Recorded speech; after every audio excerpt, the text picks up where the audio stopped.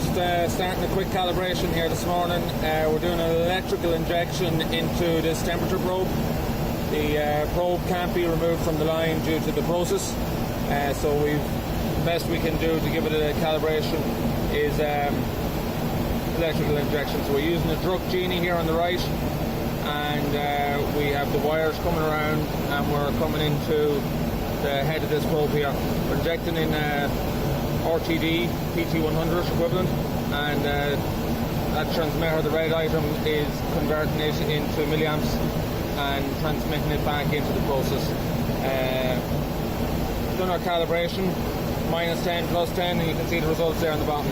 Wanted -10.0, got -10.0, wanted +10.0 and got +9.9.